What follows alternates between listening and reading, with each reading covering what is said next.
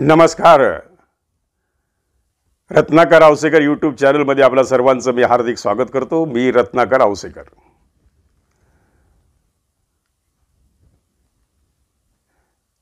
महत्त्वाचा विषय बरं. आता आमचं ठरलंय असं म्हणायला लागलेले अमित देशमुख आणि जरांगे पाटील.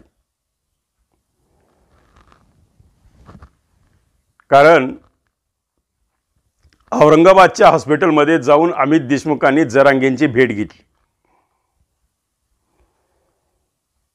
याचे प्रचंड चर्चा झालेली आहे महाराष्ट्राच्या राजकारणामध्ये. सहसा मराठवाड्यातले सर्व राजकीय नेते मराठा समाजाचे हे या आंदोलनाला पाठिंबा देत आहेत असं चित्र उभं राहिलेलं आहे. कदाचित त्याहीसाठी अमित देशमुखांनी जाऊन भेट घेतली. कारण अमित देशमुखांनी कुणाला जाऊन भेटणं हा फार मोठा विषय बरं. हे काही एवढी सोपी गोष्ट नाही आहे. जरांगे पाटलांची भेट घेतली आणि कोणता शब्द घेतला पाटलांकडून? जरांगे पाटलाच्या अंतरवालीमध्ये लातूरमधून किती गाड्या गेल्या होत्या? जरांगे पाटलांच्या प्रत्येक सभेला लातूरमधून काय रसद पुरवली गेली?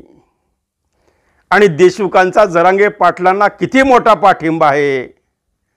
कदाचित हे दाखवण्यासाठीच अमित देशमुख औरंगाबादच्या हॉस्पिटलमध्ये जरांगे पाटलांना भेटीसाठी गेले होते.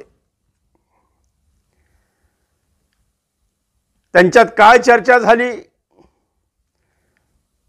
काही गुपित आहेत.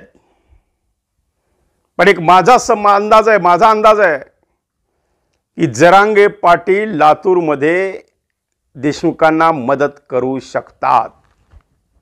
काल सुद्धा सभेमध्ये बोलता बोलता जरांगे पाटलांनी विषय काढला होता की तुम्ही अगोदर बॉन्डवर लिहून घ्या की आम्हाला ह्या आरक्षणाच्या मुद्द्यावर कोण पाठिंबा देत आहे, कोण आमच्या पाठीशी उभं राहत आहे, त्यांनाच आमचा पाठिंबा. तर खालून प्रेक्षकातून नाही नाही नाही, कदापि नाही असा आवाज आला. मग जरांगे पाटलांनी सांगितले जाऊ द्या, नकोय ते विषय ठेवून द्या. उगा सहज आपल्या मराठवाडी भाषेमध्ये राहू द्या, ठेवून द्या, करा उमेदवार उभा. पण उमेदवार उभा करताना सुद्धा जरांगे पाटलांच्या इशाऱ्यावरच उमेदवार उभा राहणार हे सिद्ध आहे. जरी ते सांगत असले की हा समाजाचा निर्णय, जरी ते सांगत असले की हा मराठा समाजाचा निर्णय निवडणुकीचा, माझा नाही आहे. जरांगे पाटील ताकाला जाऊन भांड लपवतायत तुम्ही, असं एक माझं मत आहे. कारण जरांगे पाटलांच्या आता अपेक्षा वाढलेल्या आहेत राजकारणामध्ये. ते आंदोलन वगैरे सगळं ठीक होतं, आता लॉन्च झालेलेच जरांगे पाटील. आता जरांगे पाटील एक नावाचं वलय सुरू झालेलं आहे. आता जरांगे पाटलांना सुरक्षा रक्षा आहे. जरांगे पाटलांच्या पाठी समाज आहे. जरांगे पाटलांनी एक हाक दिली तर लाखो लोक जमतात, हे आता सिद्ध झालेलं आहे. आणि हे जवळपास सगळ्याच तथाकथित भाजप प्रेमी पत्रकारांनी सुद्धा आता मान्य केलेलं आहे की जरांगे पाटील नावाचं वादळ या महाराष्ट्रामध्ये काहीतरी वेगळं चित्र करू शकतंय. मग हा जरांगे फॅक्टर कुणाकुणावर परिणाम करू शकतो? तर जरांगे फॅक्टर जरांगेंनी जर मनात आणलं तर अनेक ठिकाणचे मराठा उमेदवार अडचणीत येऊ शकतात.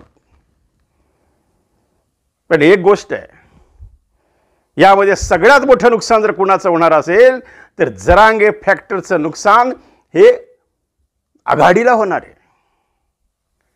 कारण महायुतीचे बहुतांश मतदार हे ओबीसी आहेत.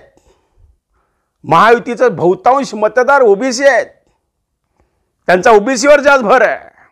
18 पगड जाती 12 बलुतेदार हे भाजपचं सूत्र आहे. आणि एक मुखी मराठा समाज आजपर्यंत कुणाच्या पाठीशी उभा राहत होता तर तो काँग्रेसच्या पाठीशी उभा राहत होता. त्याचा झटका नक्कीच काँग्रेसच्या उमेदवारांना बसणार आहे. त्याचा झटका नक्कीच आघाडीच्या उमेदवारांना बसणार आहे. त्यामुळे जरांगे पाटील नावाचं हे वादळ कुणाकुणाला आपल्या कवेत घेणार आहे हे आज सांगणं कठीण आहे. पण नक्कीच जरा मी यापूर्वी सुद्धा म्हणालो होतो की जरांगे पाटलांची वाटचाल ही केजरीवालांच्या दिशेनं सुरू आहे. म्हणजे असं नाही की केजरीवाल जेलमध्ये गेले म्हणजे हे जातील, मी असं नाही म्हणत. मी असं म्हणतोय की जरांगे केजरीवाल अगोदर कोण होते, कुणाला माहीत होते का? या देशाला केजरीवाल जर कोणी दाखवले असतील तर अण्णा हजारेंनी दाखवलं. त्यावेळेचे केजरीवाल आणि आजचे केजरीवाल खूप फरक आहे. एक प्रामाणिक लढवय्या म्हणून केजरीवालांची भूमिका समोर आली होती या देशाच्या, आणि आज ज्या भ्रष्टाचाराच्या विरोधात केजरीवाल लढले, ज्या भ्रष्टाचाराच्या विरोधात आवाज उठून केजरीवाल मोठे झाले, त्याच भ्रष्टाचाराच्या आरोपाखाली त्यांना अटक झालेली आहे. त्यामुळं जरांगे पाटलांचं राजकारण, जरांगे फॅक्टर, जरांगे पाटलांचा मतदार. काल जरांगेंनी बोलता बोलता सांगितलं की कोणाच्या सभेला जायचं नाही.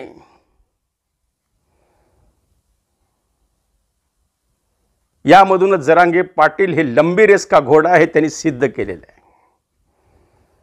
कालचं प्रत्येक शब्द, त्यांचं प्रत्येक वाक्य हे कंप्लीट राजकारणी होतं, कंप्लीट पॉलिटिकल होतं. एक मुरब्बी राजकारणी जसा बोलतो त्या पद्धतीने जरांगे पाटील बोलत होते. आजपर्यंत जरांगे पाटील हे समाजाविषयी, समाजाच्या आरक्षणाविषयी बोलत होते, पण कालचं जे अंतर्वादी त्यांची जी छोटेखानी सभा म्हणली ती लाखात सामील झाली. मंडप कमी पडला, लाखो लोकांनी त्यांच्यावर प्रेमाचा वर्षाव केला. हेच जरांगे पाटलांचं ताकाला जाऊन भांडं लपवण्याचं असे माझं मत आहे. जरांगे पाटील, तुम्हाला शुभेच्छा.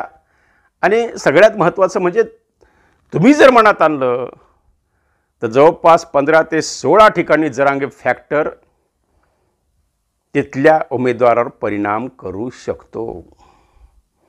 लोकसभेला सुद्धा 3-3 हजार मतानं पडलेले शिवराज पाटील आम्ही पाहिलेले आहेत. लोकसभेला सुद्धा वार्डातल्या सारख्या मतांनी लोक पडलेली आहेत. लोकसभेला सुद्धा अगदी 2-4 हजाराच्या मतानं सुद्धा पराभव होऊ शकतो. आणि तो फॅक्टर जर कोणी घडवू शकतो तर तो मनोज जरांगे पाटील घडवू शकतात. त्यामुळं आता प्रत्येक मराठा उमेदवारानं जरांगे पाटलांना जाऊन नमस्कार केलाच पाहिजे की बाबा जरांगे पाटील काही करा, आमच्यावर कृपा करा. कारण एक वातावरण सुरू झालेलं, एक जरांगे फॅक्टर सुरू झालं. कदाचित असं कुणाला 6 महिन्यापूर्वी वाटले नसेल की हा फॅक्टर एवढा मोठा वाढू शकतो. याच्या पाठीशी एक आंदोलन, त्यांचा त्याग, त्यांचे लोक, त्यांचा समाज आणि त्यांचं असलेलं स्टेजवरचं वावर आणि डायरेक्ट समाजाला विश्वासात घेत असलेले निर्णय. त्यामुळं नक्कीच हा जरांगे फॅक्टर कोणत्या कोणत्या मतदारसंघावर परिणाम करू शकतो हा फार मोठा आता प्रश्न निर्माण झालेला आहे. त्यामुळं महायुतीला सुद्धा काही म्हणावं एवढं सहज घेऊन ये जरांगे पाटलाला. म्हणूनच फडणवीस साहेबांनी पहाटे 3 वाजता जरांगेंना फोन केला की आम्ही तुमचे गुन्हे वापस घेत आहोत, एवढंसं आचारसंहिता संपू द्या. आणि जरांगेंचं सुद्धा काल वाक्य असं आहे की इतक्या दिवस तुम्ही काय केलं, ते वारंवार सांगत होते. त्यामुळं कुठंतरी आता युतीसुद्धा हादरून गेलेली आहे, कुठंतरी आघाडीला सुद्धा आता पेच आलेला आहे. कदाचित असं होऊ शकतं की जरांगे पाटील आघाडीच्या उमेदवारांना जिथून शक्य आहे तिथून पाठिंबा जाहीर करू शकतात. भाजपला तर नक्कीच करणार नाहीत, ते नक्कीच नाही करणार. पण नक्की काही काही आघाडीच्या उमेदवारांना जरांगे पाटलांचा फायदा होऊ शकतो. आणि हा जरांगे फॅक्टर या महाराष्ट्रामध्ये एक वेगळं चित्र निर्माण करू शकतो आणि बड्यांना जरांगे फॅक्टरची झळ पोचू शकते, असा एक माझा राजकीय अंदाज आहे. तर पुन्हा नवीन विषयासाठी पुन्हा भेटूया उद्याच्या भागात. तोपर्यंत रत्नाकर औसेकरला रजा द्या. धन्यवाद.